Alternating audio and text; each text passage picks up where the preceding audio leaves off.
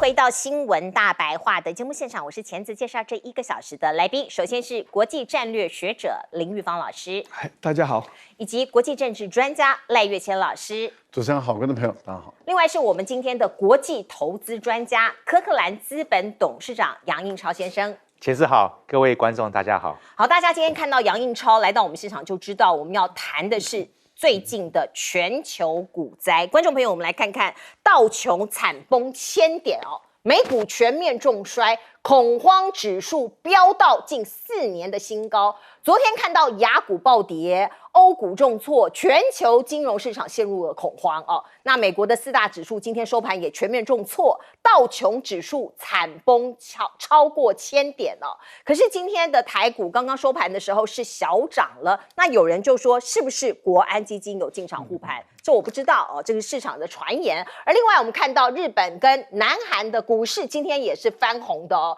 所以这个氛围好诡谲啊，到底怎么回事？我们要怎么看呢？不过还有几个讯息，观众朋友我们一起来看，包括日元啊，现在对美元飙升到141哦，这个是什么意思呢？这是创7个月以来的新高哦。过去几个月大家一直买日元，因为日元一直跌，一直跌，一直跌，现在飙升哈。那有人就说啊，美股崩跌引发这个投资的人认为美国的经济前景担忧嘛，所以呢，美国对多种货币的持续被抛售哦，很多的这个美元的多种货币持续被抛售。而另外我们看到美股啊，市值蒸发。一个晚上蒸发了8000亿美元，其中有一个指标，巴菲特2天前我们看到他的博客下把苹果的持股啊直接拦腰砍砍了一半哦，那他现金储备创纪录，于是大家就恐慌，于是也有人说这一次的股灾跟巴菲特也脱不了关系，因为他做了这么大的一个动作可是外界也在问一个人有可能造成股市这么大的震荡吗？他有这么厉害吗？另外，美国美债的殖利率曲线大家要注意了，从倒挂转正常所以这也是衰退的信号所以美国衰退这件事，经济衰退这件事情会成真吗？会持续吗？或者是未来真的是这样吗？另外我们看到人民币相对转强那我们可以看到过去2周它暴涨了1500个基点而另外我们再来看看包括这个美国陷入经济衰退的疑虑我们现在都还在讲疑虑，因为不知道嘛那我们也可以看到包括这个对岸央视的一个公众号日渊谈天就说有很多的美国企业将在近期访中预定100人的中美合作论坛，实际上来了300多人就说这些美国企业奔乡往中国大陆走。而另外我们看到过去的美中的一些贸易战、科技战让美国的相关企业市值蒸发1300亿美元，所以这些企业可能都在求生。讲到美国，就不得不来看它的这个在年底的所谓的美国大选了，现在进行到哪一个层级了呢？包括这一次的美股大跌就让川普抓到了利基点，他就说你看看，这都是你们这个执政民主党搞的，所以这个叫做卡马拉惨崩。什么意思？卡马拉就是贺锦丽的名字嘛，你看看都你们害的所以呢，他抓到了一个批判的点，站在这个高度用力的猛打。他的副手也说美国需要像川普这样的领导力你看如果这个川普来执政的话他炒股赚大钱，否则你就会迎接大萧条这是美国总统大选的攻防。而另外川普在造势的场子上说我支持电动车，因为Musk 支持我所以应该的可是他又怕得罪其他电车商所以他就说我虽然支持电动车，可是大家应该还是拥有汽车这个汽车还有柴油车混合动力全部一网打尽，通通都是我的票。而川普跟贺锦丽现在的民调在全民调来看，好像是贺锦丽稍稍占上风因为包括这个民主党的提名已经笃定了，那年轻选民看起来也比较喜欢贺锦丽哦。我们看到最新的一项民调显示，贺锦丽的全民调支持度是48%，领先川普的44%哦。那这是最近这一年第一次民主党领先共和党。那一来一往有7%的增减，怎么说呢？因为拜登哦，他这个同一项民调，本来拜登是输给川普4%，现在反而川普输给贺锦丽，所以一来一往，民主党、共和党哦来了哦，这个增减了7%。最后呢，还有一场大戏，就在辩论赛之前。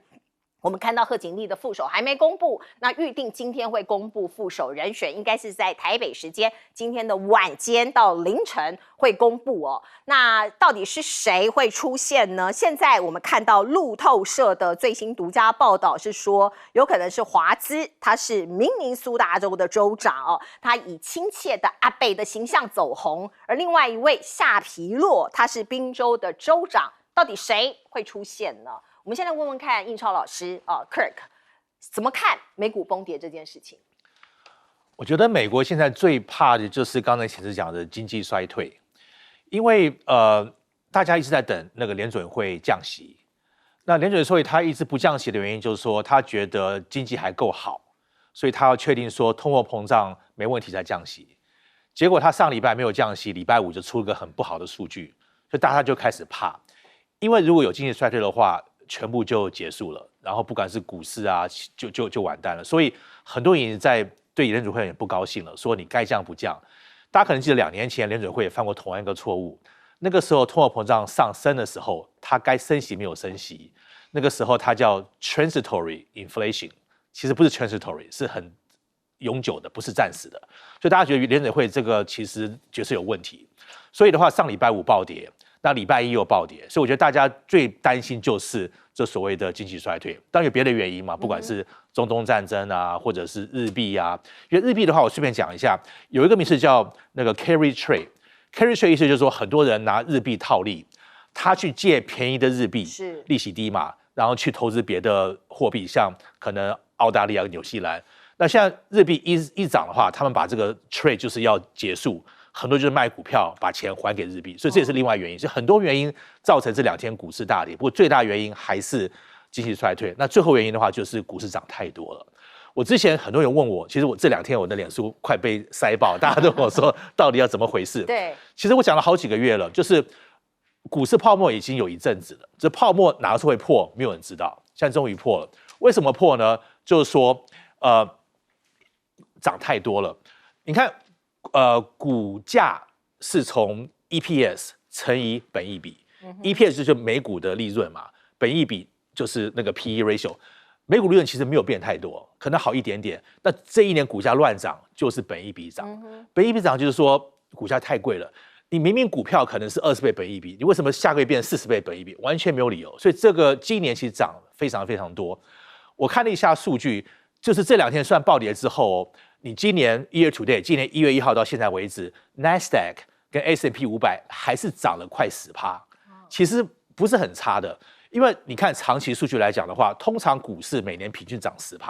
也就是说跌那么多之后，我们今年还是10%左右。所以总的来讲的话，其实股市涨太多，本益比太多了，就是什么 AI 啊，或者一些器材一些议题。那另外一点，我常常跟大家开玩笑的时候，去年的时候，大家问我台积电多少钱买？那时候我说600块钱，被骂到臭头。那时候台积电400、500多，对，对我说标准价600。那有个媒体说杨银超说怎么闭着眼睛买600，我被骂到臭头。现在1000块还问我可不可以买，就你500不买，你1000块去追。所以很多我觉得散户啊、韭菜那个真的赔钱是比较要学一些东西啦。所以我才建议说，可能各位观众如果这次可能不小心赔钱的话，拿这个当做一个很好的一个学费了。你投股票千万不能说那个追高怕低，应该反过来嘛。最后讲巴菲特好了，有2种投资方法，一种叫 value investing， 就价值型投资；一种叫 momentum， 就是跟着趋势走。那我跟巴菲特一样，我们都是所谓的价值投资者。价值投资者的话，就是说我们就是看本益比，做基本面分析，逢低买进。所以我们买进的时候都是大家不看好的，像苹果2、3年前或台积电。那现在苹果涨那么多，其实我们都开始这一年开始出清了，你看我写很多专栏，我就跟大家讲说，基本上你太贵就是要出清，是因为你这个东西不管是一个杯子啊、一瓶酒或苹果，你就这个价格，超过它的价值了。对，没错。我常常讲说，你买股票目的你是想赚钱，还是想当好公司的股东？对，你目标赚钱的话，就是你要买低卖高。台积电再怎么好的公司，贵就不是好投资。苹果也是啊，你说巴菲特，所以巴菲特我们做很多功课，发现说股票太贵了。太贵的话，就是不管是卖一半或慢慢出清，就是这样子。所以我觉得买股票不能当赌博，要做功课。贵就是要卖掉，不能跟趋势走。不，回来你总的来讲的话，最大还是希望说不要经济衰退。当上礼拜五的数据只是一个 data point 啊，你趋势的话要看好几个数字。那当这礼拜那个 Jackson Hole 对，看鲍尔他讲什么东西，然后看他的什么想法。不过我觉得长期来讲没有问题啊，长期来讲经济面还是不错，是只要没有经济衰退，是那个公司获利还可以，然后AI 都是好事情。那短期就太贵了。是，可是我想问一下超哥，这个美股的波动跟这一次的总统大选有没有关系啊？也有关系，有关系，对，有关系。我刚刚没有回答，您问得很好。共和党跟民主党两个党比较不一样的地方，就是共和党是比较对商业友好的，所以他们什么减税啊，或一些那个 regulation， 就像那个挖石油感觉。那川普是，你看他那个每次那个 speech， 就是那个竞选讲东西，他都会提到说股市跟401k。我们在美国上班都会401k，就我们退休金嘛。所以川普是少数的那个总统候选人会讲到股市，他对股市非常的看重，因为他是也商业人，所以他讲说股市怎么涨啊，他当然会涨股市，就是他会减税嘛，对，然后会什么降息，所以他对股市是很好，所以他会才拿这个理由来说贺锦丽是什么黑色星期一这个东西。所以总的来讲的话，当然就是共和党对股市是比较好一点，比较 friendly， 比较友善。所以的话，就是他就趁这个来讲。当然，川普就是现在你刚刚讲到说，现在共和党、民主党就是50-50，甚至那个 Harris 他还稍微好一点。对。那大家怕说，万一民主党赢的话，对股市通常是有负面，不敢说一定有，通常有负面的效果。所以这个也是很多未知数。股市对未确定性是最怕的。什么叫未确定性呢？降息、战争、经济衰退，什么那个估值太高。所以现在基本上该问题发生都发生了。现在是。短期来比较乱，所以说利空出尽了，是不是？有一点，不一定出尽哦，可能还有利空。是还有中东的战局，你还不确定啊。所以有很多因素都会讲利空出尽，是有很多的因素都会影响股市。观众朋友应该有一个正确的概念了啊。来，我们请玉芳老师，玉芳老师怎么看？包括美选，包括这个股市。我这股市实在是不懂，不是财经，不是我的专业了哈。我的确，我看那个 CBS 的最近的一个民调哈，这个民调是7月30号做到8月2号，所以算是很新的一份的民调。他问了很多项，拿川普跟这个 Harris 来做比较，他问到对你个人的财政啊，就你个人的荷包的这个钱的影响哈，的确有讲到说你个人的财政会变得更好。好。那这个呢？川普有45%人认为，所以川普如果当选，45%的美国人认为他们口袋的钱会增加的。贺锦丽呢，只有25%。那你会变得更糟了？你个人的财政能力会不会变得更糟呢？那这个呢？贺锦丽有44%，川普只有38%。那大概会差不多吧？就是说，好，大概就是一样吧，不管谁当选，大概这样子。那贺锦丽有31%，是如果他当选了会一样。那川普那边有17%，所以整个来看，的确民调显示，多数的美国选民也很难讲说多数的45%，其实也很接近一半的啦，认为是川普当选对他们的个人的家庭的这种收入会增加，而不会减少。所以这个是。很多项的比较下来，你看这个是比较明显，贺锦丽是比较对他不利的这样的一个因素了哈。那不过整个来讲，总统大选到现在为止你会看到贺锦丽被出来了以后，他的拜登下去，贺锦丽取而代之以后，他的民调就共和党跟民进党的总统候选人民调是在接近的，慢慢在接近，慢慢在接近。CBS 这个民调呢？它的最明显的一点就是说，全国性的民调，不针对什么摇摆州啊、什么中西部，就全国这样做一遍来看，是第一次非常的清楚，就是说是50-49。贺锦丽的确已经赢了这个川普1个百分点。然后你今天讲的可能是更新的或者不一样的民调，是马州大学的嘛？对，马州大学的民调，他们那边分校做出来的嘛。是，这个就是更加的拉开了这样一个领先的幅度了哈。不过我个人是这样看的，因为我每天这样在观察、在读、在思考哦，其实双方还是很接近，还是很接近，所以这个股市如果真的恶化下去的话，是对贺锦丽的冲击会比较大，对民主党冲击会比较大，对共和党的冲击是会比较小的因为不管怎么样，你在任嘛，现在你是当家的人嘛，对，当家人你搞到大家的钱变少了，那不怪你啊，那怪谁呢？所以这个是值得民主党去谨慎小心的啦。当然有其他的因素，刚刚就赖教授也讲了嘛，中东的情势下是悬在那个地方嘛，对，你根本不晓得下一步，这是一场小规模战争还是大规模的这样的一个冲突，是短期还是长期的，不晓得连英国也变得动荡不安右派在那边闹事也造成了伤亡所以这个整个世界来讲，就是进入个不太安定的这个状态，是对股市也会冲击前景未明，股市最怕这个。对，来，赖老师。对，美国的股市影响全世界这个最主要是美国除了自己是最大的经济体，而且它的金融体系遍布全球。确实，美国一动，全世界都跟着动。是不是整个利空出尽？我个人确实认为还不至于因为中东的局势到底是可控还是不可控？那如果是不可控、扩大了、蔓延了，那这个油价一定会产生影响。这个我想变局还有，所以我觉得还是要保持一个警惕。本来美国的股市就已经是泡沫了，刚刚印超兄讲的没有错因为很多的美国的这些资深的这些经济专家已经一直在提出警告，说泡沫了。可是每个人都说，泡沫了，怎么又上了呢？所以每个人都在追高，然后每个人都认为说，我应该不是最后的那个大泡泡嘛可是终于那个大泡泡出现了。对。但是那个大泡泡是出现的是真的是顶端的那个大泡泡吗？还是那个泡泡还不够大？还是先跌一跌以后会再拉回来？可是以这2天的情况来看的话，是恐慌性爆表嘛？对，那这个应该就是一个最大的一个泡泡。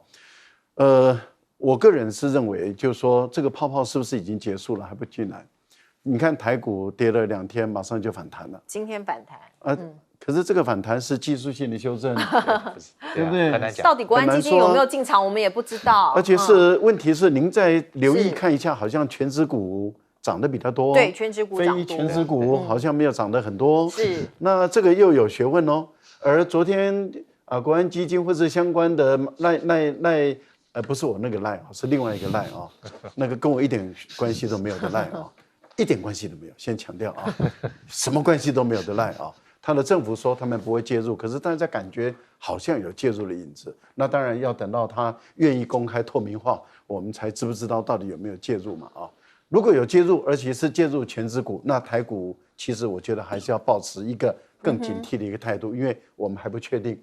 我个人还是认为，因为这个战局都还在，还没有真正引爆，但是伊朗是说他一定会做，那所以我觉得大家还是不要太急的。以为说是跌升了，是赶快跑进去抢短，这个危险性高一点。我觉得印超兄讲的没有错嘛，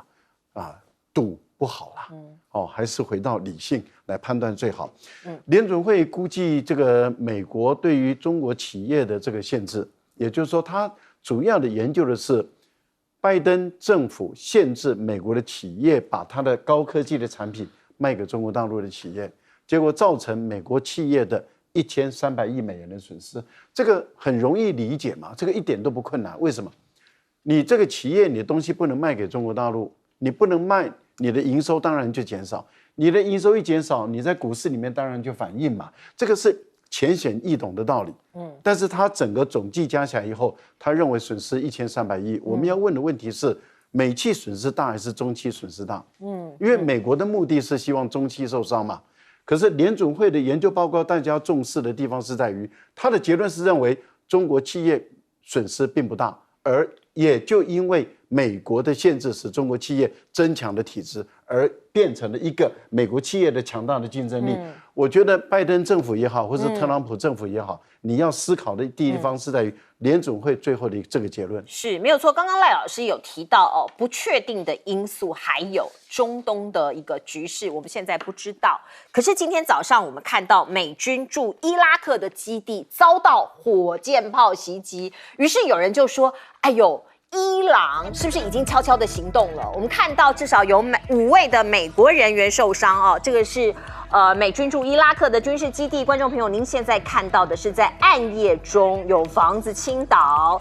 据说他们遭到了火箭炮袭击，至少有5名美国人员受伤。那现在还不知道这个攻击是不是跟伊朗的威胁报复以色列有关，不清楚哦。可是现在有一点点风吹草动，大家都很惊慌。包括你看到以色列的北部今天凌晨也响起了空袭警报。以色列它要面对的不只是伊朗啊，观众朋友，有7条战线对准它，包括北部黎巴嫩的真主党、加萨的哈马斯、也门的胡塞组织，还有叙利亚的民兵组织、伊拉克准军事单位跟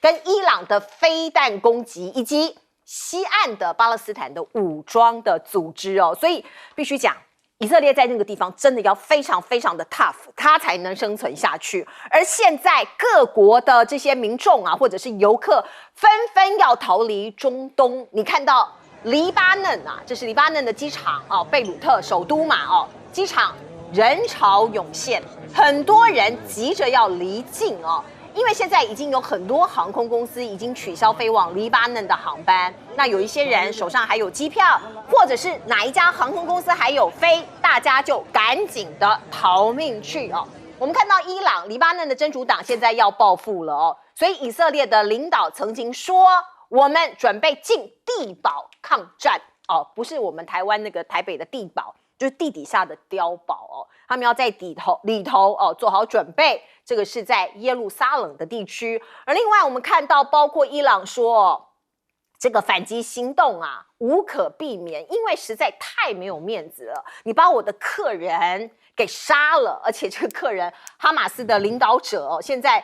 这个大家都在看嘛，所以他们一定要有一些动作哦。那他不希望局势升温，可是要惩罚以色列，哇，这个空间很大。怎么样不升温又可以惩罚哦？所以现在大家都在看嘛哦，包括现在伊朗发布了航行通告，就是说你飞机不要飞过我的这个国境上头，那是不是你要做什么事情呢？哦，那我们看到布林肯啊，美国非常紧张，布林肯已经打电话给 G7 的领导人了，说哈，你要小心，因为我们收到了一些情报哦，可能。伊朗、黎巴嫩的真主党，他们联手会在24小时之内攻击报复哦，只是不知道确实的地点，也不知道时间，也不知道 how、when 怎么做都不知道哈，所以这个才是大家紧张的地方。那川普一向以大嘴闻名啊，他是懂王嘛，他什么都知道嘛，他就自己说，我知道伊朗今天晚上会攻打以色列啊哈。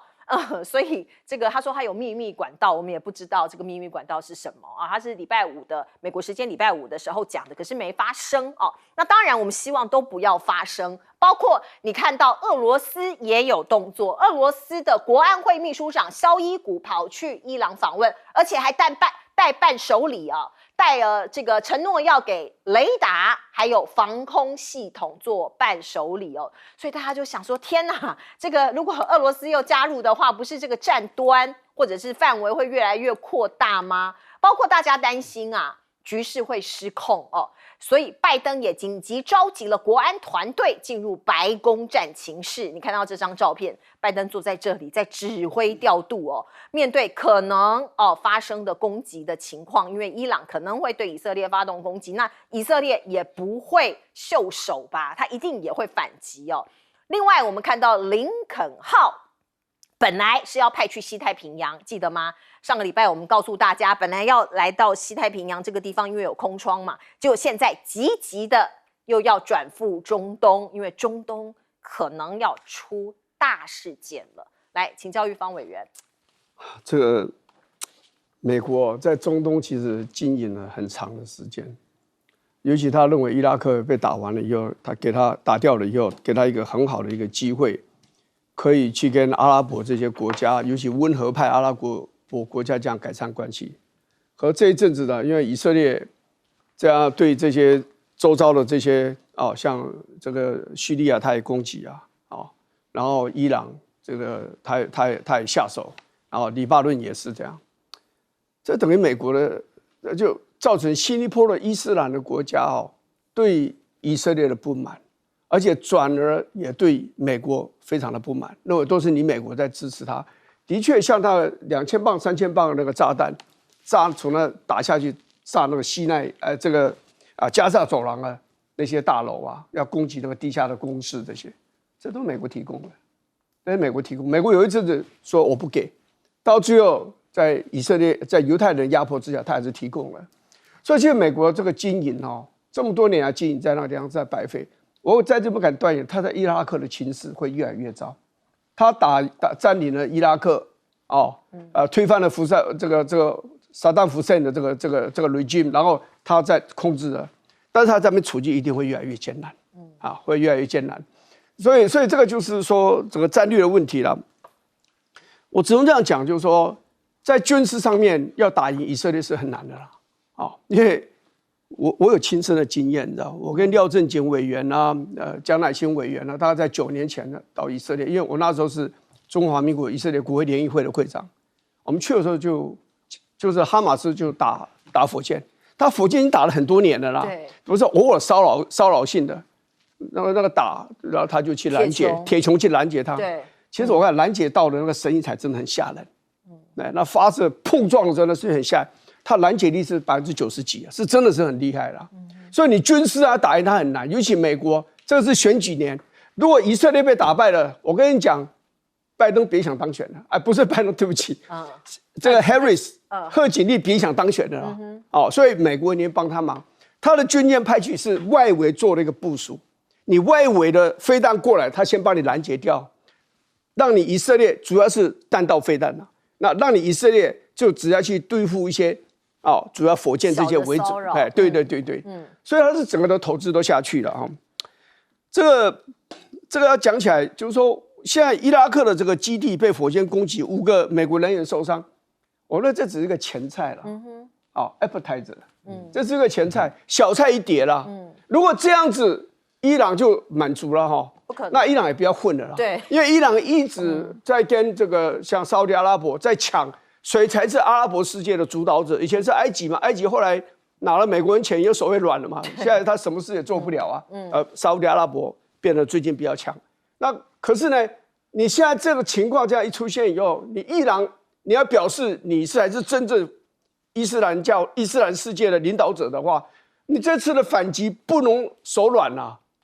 所以一定要非常强硬的去反击。所以你刚刚列的那个，我觉得你们列有7条战线是这个是每一个战线都发挥作用了，都发挥作用。所以这是个 combine 的一个经过协调的一个攻击会出现的。是那个也门的那个攻击的那个点那个胡塞这个武装组织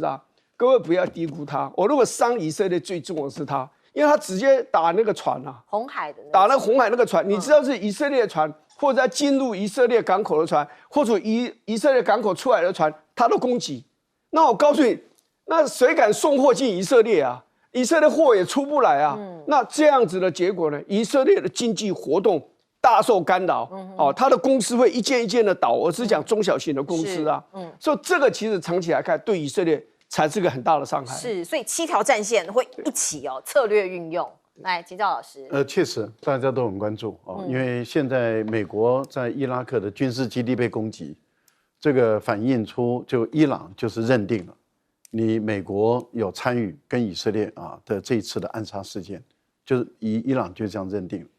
所以这一次的攻击是有警告性、有惩罚性的意味。如果美国没有反击，那就是美国等于是吞下来了，承认了他这一次参与跟以色列之间的屠杀的这个杀害的事情。但是如果美国反击了，那事态就扩大了。我们看到美国在过去军事基地被攻击的时候，他立刻会反击，可是在这一次被攻击的时候没有反击，没有，对，这代表什么？美国有参与以色列的这个事件，所以我觉得美国驻伊拉克的军事基地被攻击，这个有很多的指标的意义在里面。另外一个指标的意义在哪里呢？就是说，对于伊朗来说，他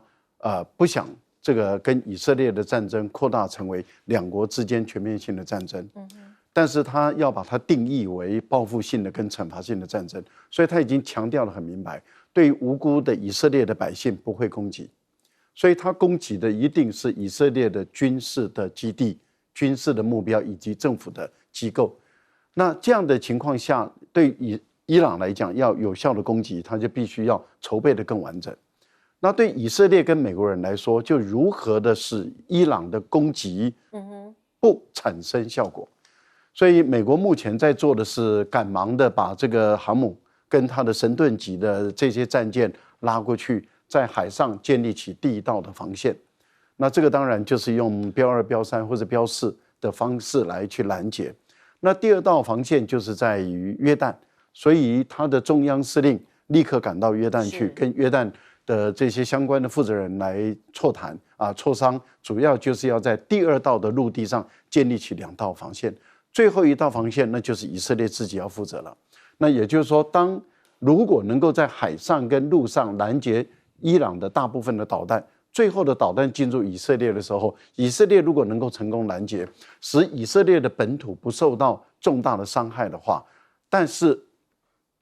伊朗的情绪也发泄了，气也出了，然后但是你没有成功嘛，而以色列不要反击，这个事件很有可能就翻篇了。大家在消耗导弹就对了。对，但是如果是这样的话，那这个事件就翻篇了。是，如果是这样，这是最坏中的最好的一个打算。可是如果说今天有落地成功，打到了以色列，造成伤害，以色列立刻就反击，那这个事态很有可能就会升级了。所以我个人是觉得，取决到最后还是看以色列跟美国能不能有效的拦截住这个伊朗的这样的一个动作。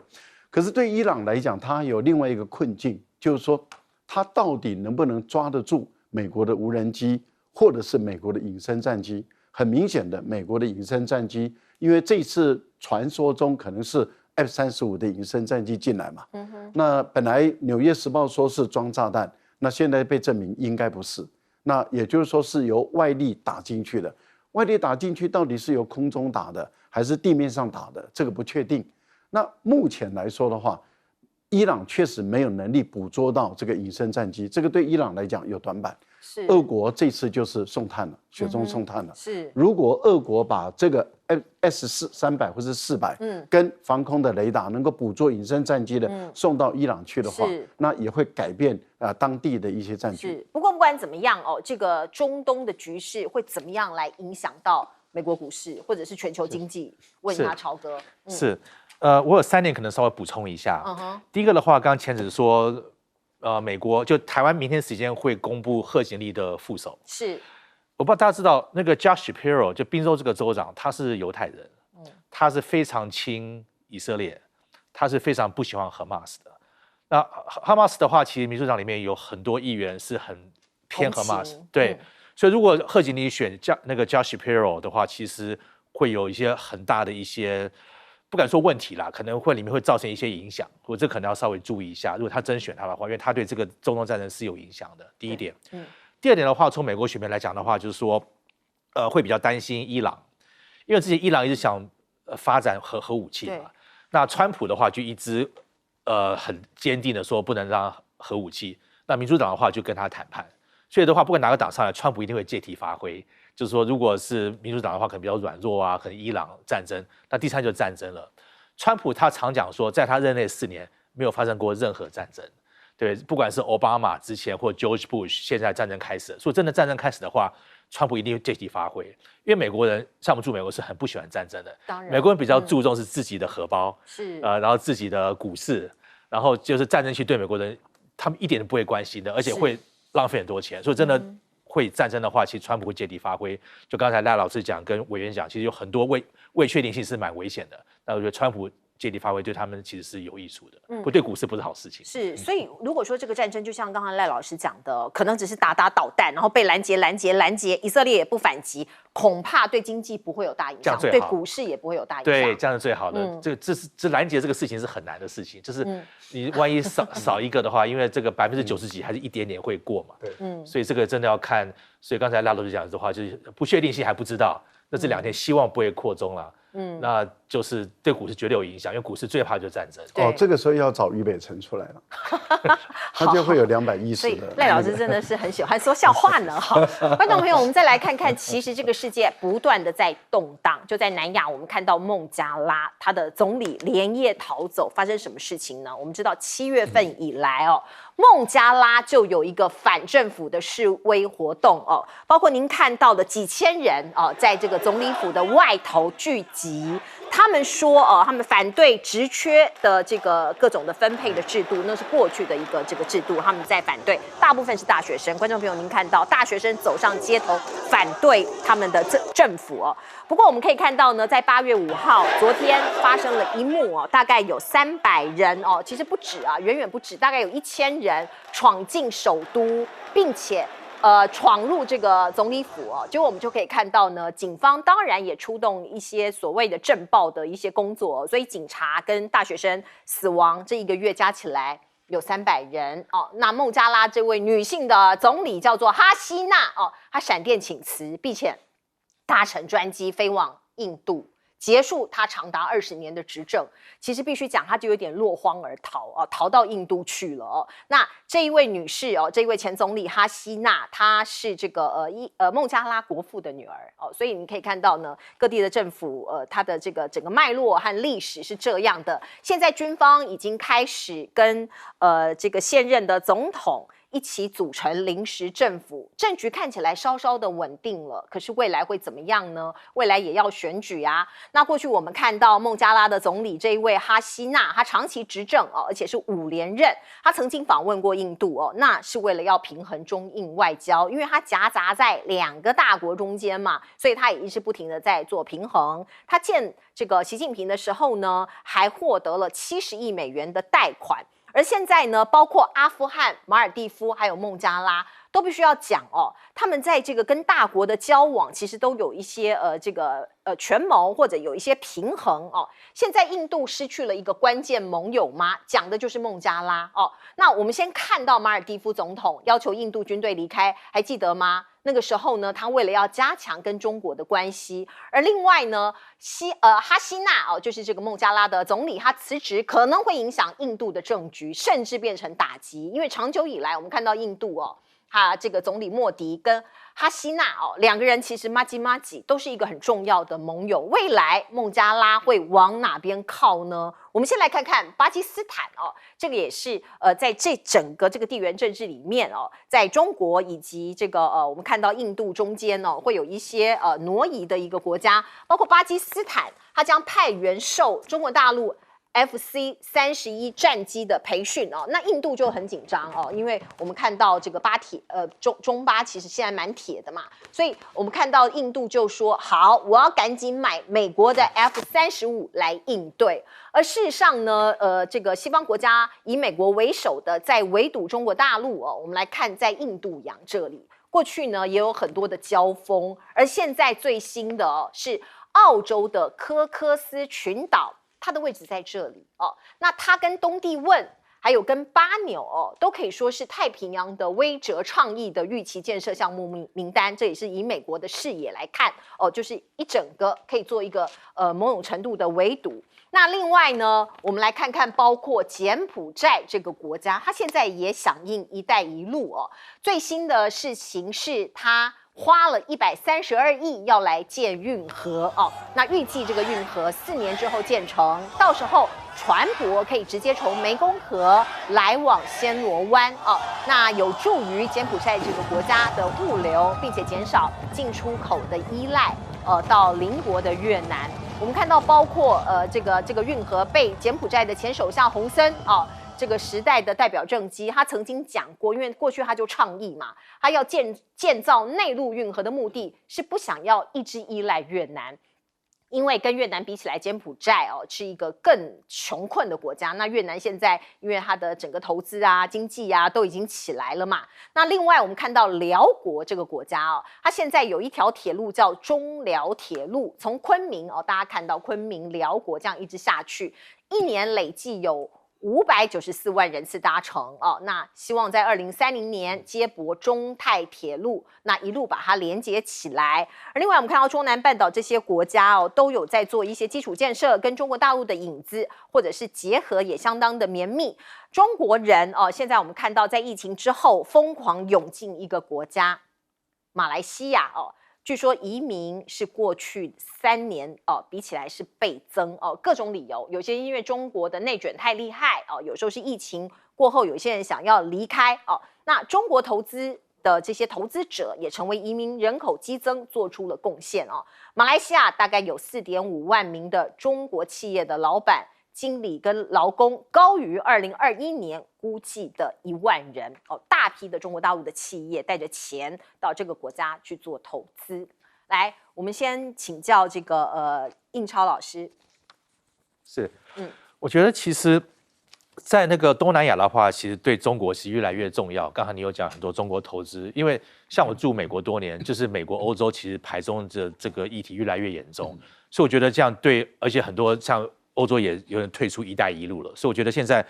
不管是中国也好，或东南亚的话，跟中国会越来越有那个来往，很多投资。那我个人也知道，像之前中国是所谓的世界工厂嘛，在中国不管说什么是 iPhone 啊，一些制造，现在都撤出中国了，就所谓中国加一。中国加一的话，就东南亚啊，或者刚刚讲这个什么那个印度这边，其实都是很重要的国家，所以我觉得趋势是一定会往下走的，所以我觉得这个是可以期待的。好，我们先进一下广告。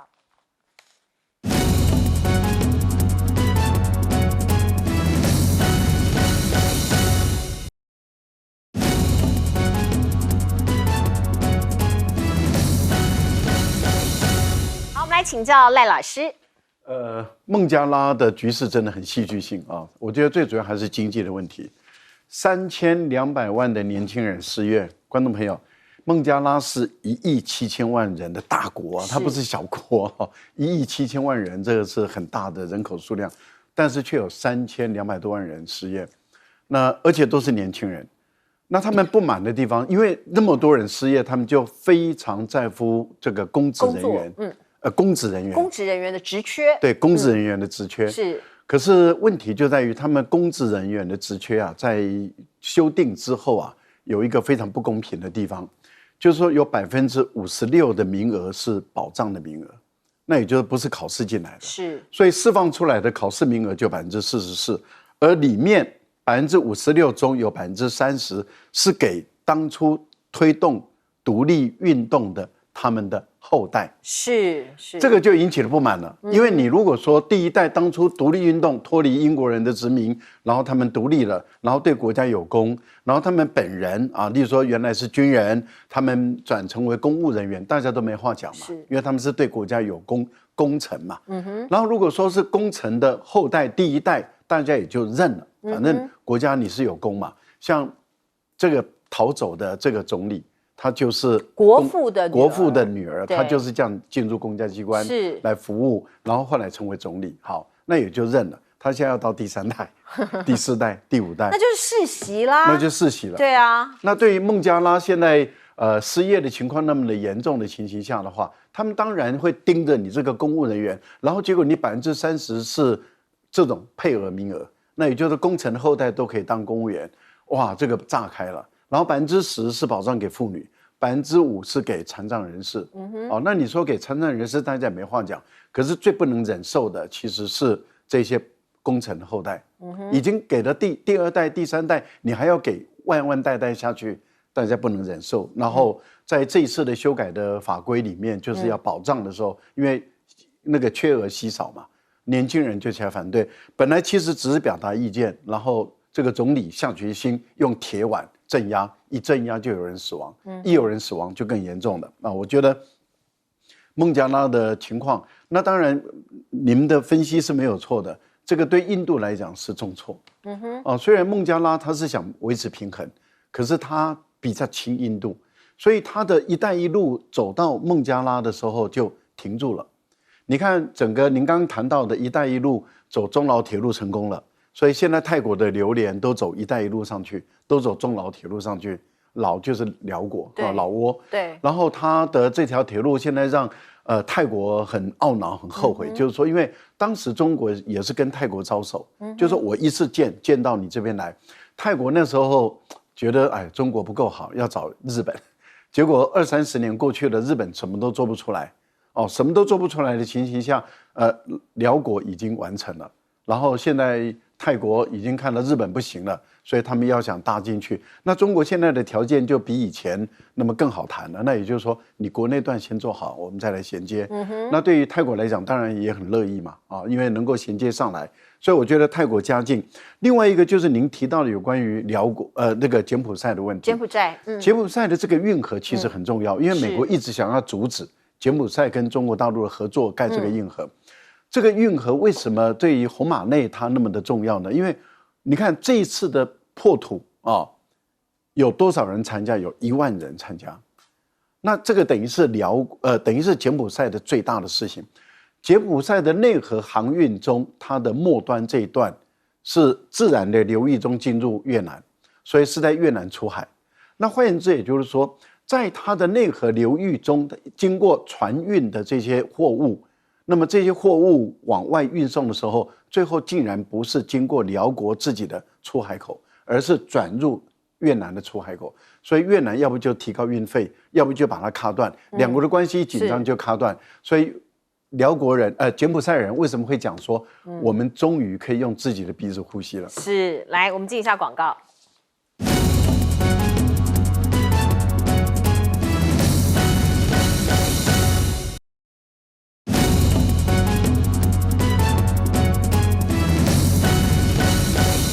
好，我们请教育方委员怎么看，包括孟加拉，还有像是中南半岛这些国家的未来动向？这个其实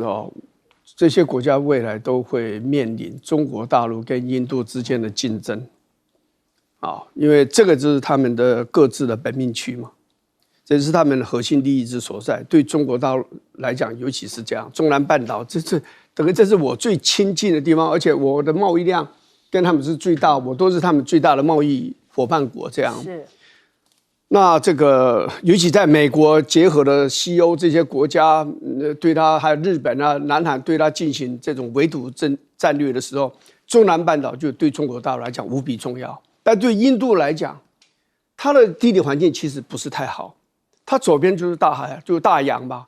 那右边这些国家呢，它很容易就进入中南半岛。那个中国大陆认为是它势力范围的地方，是，所以那一路的争夺都会下来。你讲到这个，像我们刚刚讲孟加拉就其中之一嘛。